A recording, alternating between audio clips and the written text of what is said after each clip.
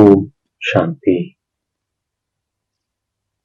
நாம் அனைவருக்கும் அன்பை கொடுக்கின்ற ஆத்மா. நாம்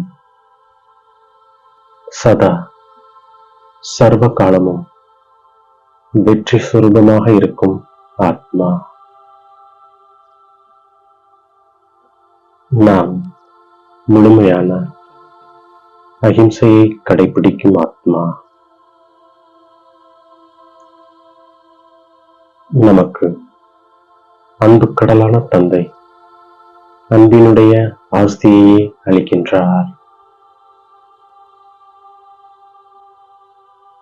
எனவே நாம் அனைவருக்கும் அன்பை கொடுக்கின்றோம். தந்தை நமக்கு அன்பினுடைய வழியைத்தான் கூறியிருக்கின்றார்.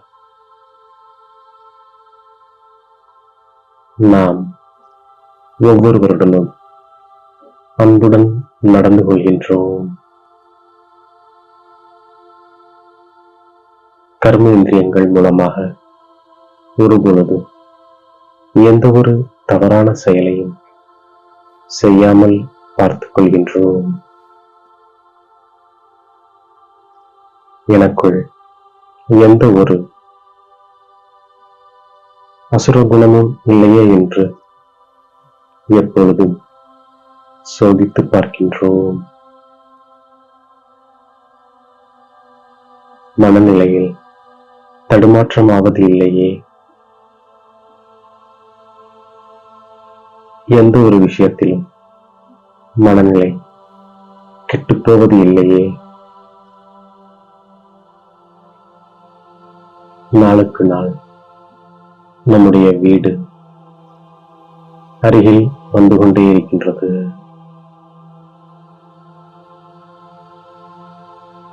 நம்மை ஆத்மா என்று உணர்ந்து தந்தையை நினைவு செய்கின்றோம்.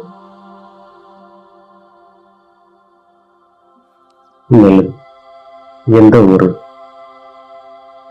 கர்மேந்திரியங்கள் மூலமாகவும் மனம், சொல் மற்றும் செயலால் எந்த ஒரு தீய செயலும் செய்யாமல் இருக்கின்றோம். இப்பொழுது நமக்கு சரி மற்றும் தவறு பற்றி புரிந்து கொள்ளக்கூடிய யுக்தி கிடைத்துவிட்டது. நாம் தந்தையை நினைவு செய்து புண்ணிய ஆத்மாவாக ஆகிவிடுகின்றோம். இப்பொழுது நான் விகாரத்தின் மீது வெற்றி அடைகின்றோம். மரணம் எதிரிலேயே இருக்கின்றது.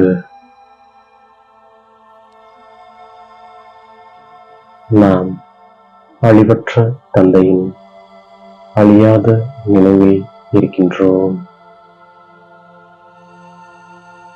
நாம் இப்பொழுது கர்மம், அகர்மம் மற்றும் விகர்மத்தின் விளைவை புரிந்திருக்கின்றோம். நாம் தந்தையின் நினைவிலிருந்து செய்யும் செயல்கள் நல்ல செயல்களாக ஆகின்றன. நமக்கு இப்பொழுது ஸ்ரீமத் கிடைத்துக் கொண்டே இருக்கின்றது.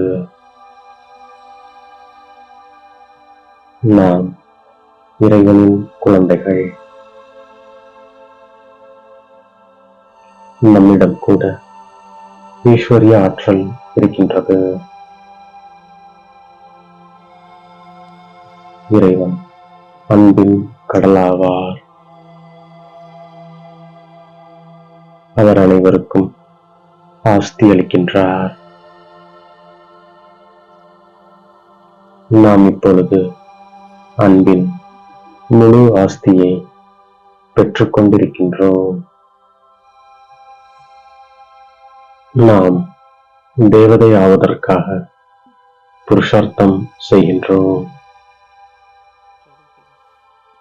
தந்தை கல்ப கல்பமாக நம்மை இது போல உருவாக்குகின்றார்.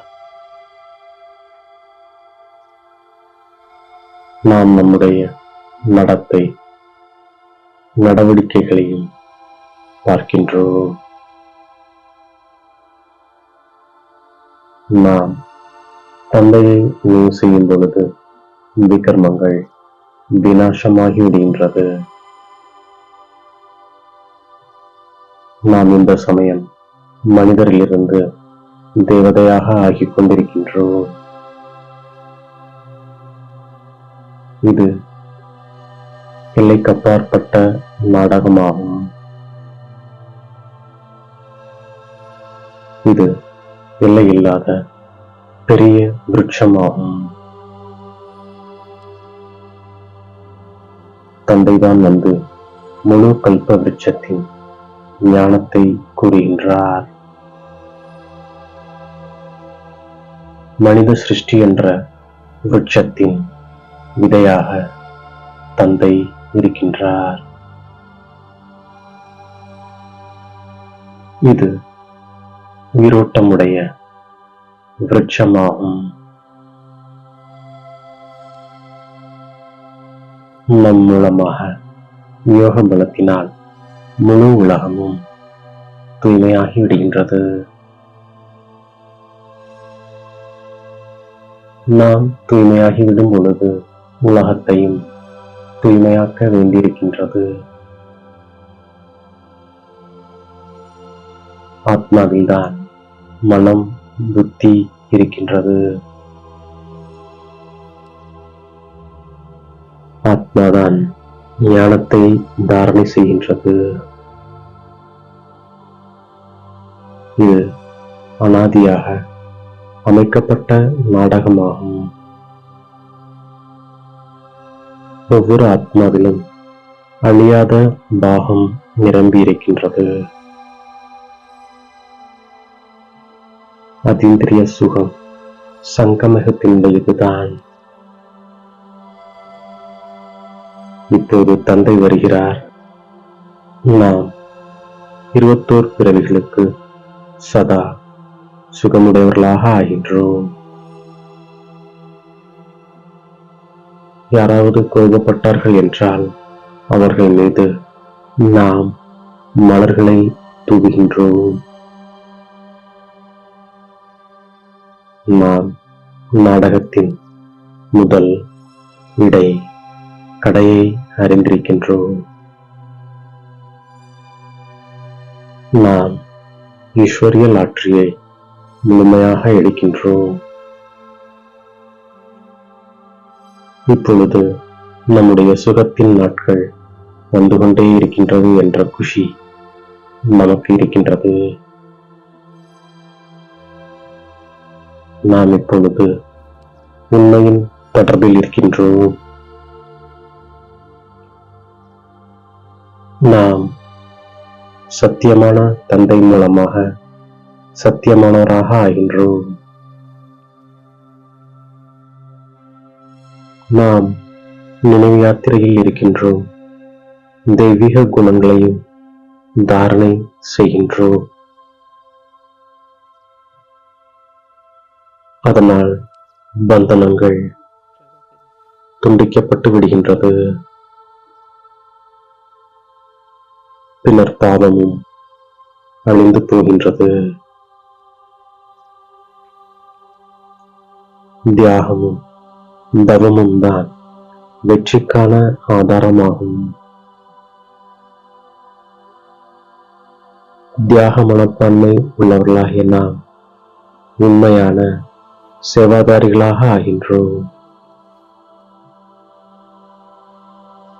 தியாகத்தால் தான் நமக்கும் மற்றவர்களுக்கும் பாக்கியம் உருவாகின்றது. திட சங்கல்பம் செய்வது இதுவே தவமாகும்.